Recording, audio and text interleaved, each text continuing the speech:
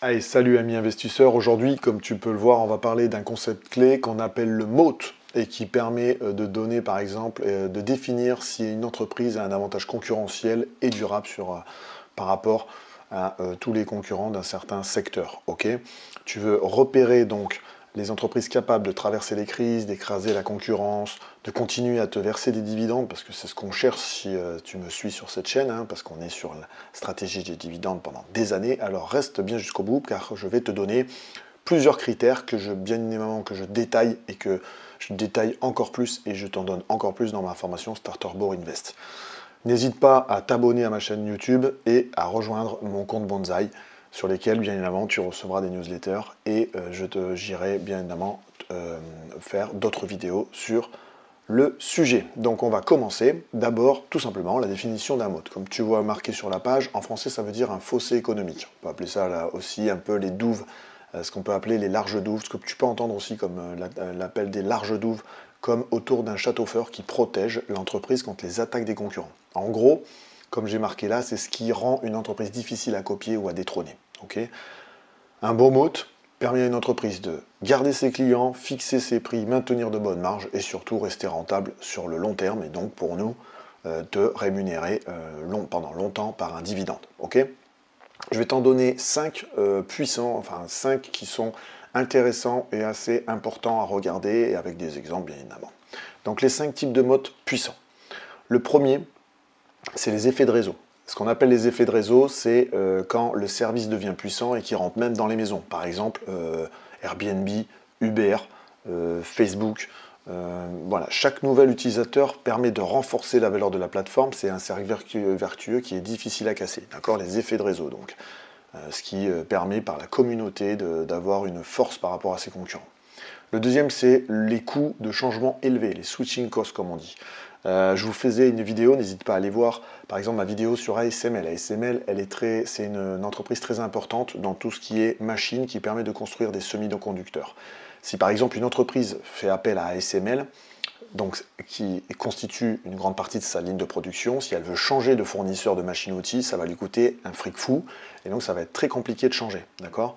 Il y a une autre entreprise qui marche très bien aussi là-dessus, c'est Microsoft. Microsoft, c'est dans tous les domiciles, les entreprises, tous vos PC ont Windows, par exemple, comme système d'exploitation. Ben, par exemple, si vous voulez changer de système d'exploitation pour aller vers un Apple, eh ben, ça va vous demander de changer le système d'exploitation, ça va vous demander de changer les PC, ça va même devoir peut-être vous faire acheter des logiciels supplémentaires pour pouvoir travailler en collaboration, etc. etc. Donc en gros, vous voyez, ça ça coûte du temps, ça demande de l'argent et de l'énergie. Ça, c'est un très bon critère aussi d'avantage concurrentiel. Le coût de changement élevé. On n'y pense pas assez, mais il est très fort, celui-là, il est très puissant.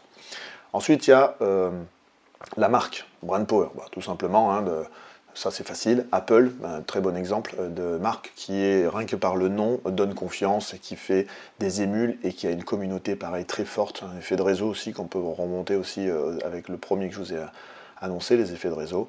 Il y a Apple, il y a Coca-Cola, il y a Nike, voilà, il y a des marques comme ça où les gens achètent par confiance déjà donnée par leur marque, par leur réputation, pardon, qui font des fois leur valeur hein, par leur qualité. Voilà. Pardon.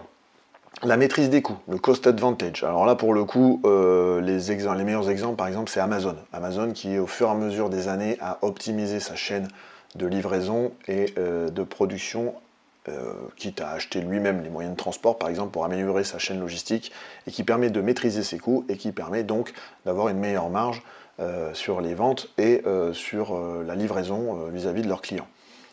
Pour prendre un peu, il y a une autre boîte américaine qui est dans la consommation aussi, c'est Walmart, qui est des supermarchés qui ont une maîtrise des coûts et de leur chaîne logistique avec une granularité très fine qui leur permet d'avoir un avantage sur leurs concurrents. Actuellement, par exemple, si on prend Amazon, ben, la concurrence d'Amazon, ça peut être Alibaba, pardon, ouais, voilà. Mais derrière, ben, on n'arrive pas à savoir aussi bien que Amazon comment dire, leur gestion de la chaîne de logistique, par exemple, etc. D'accord. Mais bon, voilà. Ça, c'est un autre mot. Il est un peu plus compliqué, la maîtrise des coûts, parce que ça vous demande de rentrer dans la boîte et de la connaître un peu mieux, d'aller chercher des informations sur la chaîne de logistique, sur la manière dont ils gèrent leurs coûts. Là, on est plus dans l'analyse, mais c'est quand même un bel avantage concurrentiel. Et c'est notamment pour ça, par exemple, que Amazon est devenu un des numéros 1 de vente en ligne, par exemple. Ok.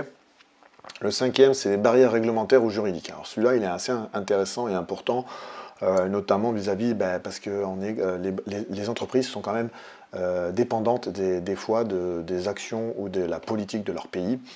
Et ça, c'est pour l'aspect réglementaire et juridique, mais il y a aussi l'autre aspect qu'on pense moins, et je pense notamment aux sociétés liées à la santé, ou à la technologie, ou aux communications, c'est le fait de protéger leur intelligence, enfin la protection, la propriété intellectuelle, à travers des brevets, des licences, qui leur permet d'avoir un avantage concurrentiel. Typiquement, les labos pharmaceutiques comme Eli Lilly, Johnson & Johnson, chaque année posent de nombreux brevets afin de protéger leurs molécules qui sortent à travers leur traitement. Et ça leur donne un avantage parce que le fait de protéger par des brevets ou des licences, ça empêche les concurrents de copier par exemple la molécule ou les traitements. Okay, les brevets, les licences, pour les licences par exemple, c'est pour souvent les services technologiques ou la technologie, les abonnements aux satellites ou les abonnements par exemple à Internet. Le fait d'avoir des licences, les logiciels par exemple, le fait d'avoir des licences permet de se protéger vis-à-vis du copywriting et de se faire copier par les concurrents notamment.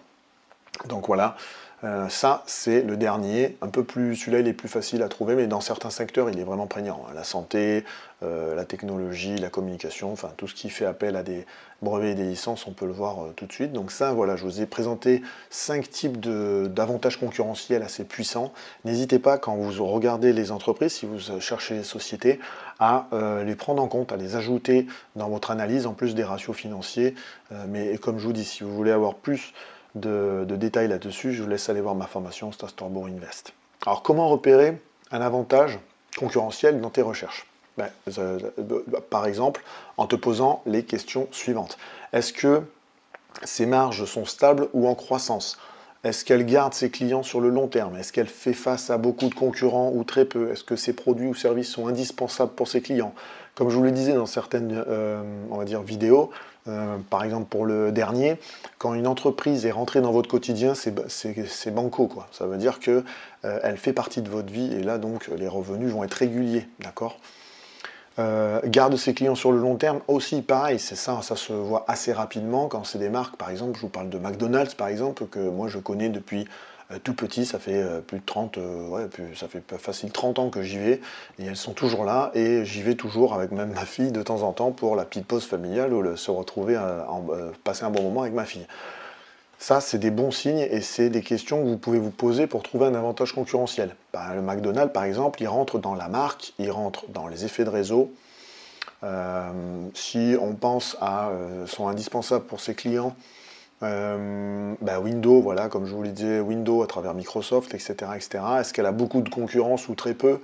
Ça aussi, ça y fait quand on rentre par exemple dans ASML en tant que constructeur dans la chaîne de production de semi-conducteurs, mais à moins de concurrents que si on va sur Amazon qui est dans la vente, on va dire la vente en ligne, hein, qui a eBay, Cdiscount et autres, d'accord?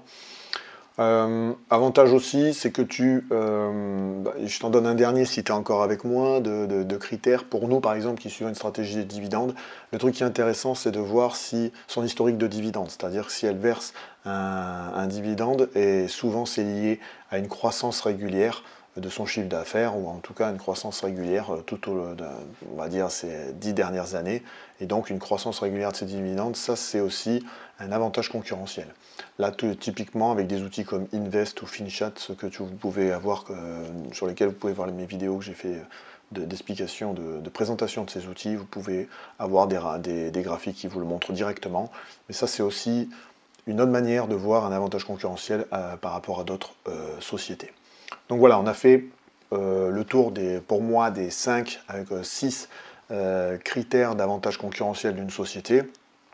et comment repérer une entreprise qui possède donc un avantage concurrentiel. Mais il ne faut pas hésiter à me poser des questions, à mettre vos commentaires, je me ferai un plaisir d'y répondre. N'hésite pas à t'abonner bien sûr à ma chaîne YouTube ou à mon compte Bonsaï Légar Invest, dans lequel je fais à chaque fois des analyses de société ou que je te parle de différentes sociétés, notamment en utilisant ces critères-là. Et je te le rappelle, n'hésite pas non plus à aller voir ma formation Starter Bourse Invest, dans laquelle je n'ai pas que cela comme critère. Là, je vous en donne un certain nombre, mais je vous en donne beaucoup plus, qui vous permet encore plus d'assurer, on va dire, vis-à-vis de votre analyse sur une société, vis-à-vis de ses concurrents. Voilà. Donc l'investissement, comme je vous le dis à chaque fois, et ce que j'essaie d'emmener avec ces vidéos, c'est qu'il n'est pas réservé à des pros. Avec les bonnes bases, un bon process, tout le monde peut bâtir son patrimoine sereinement.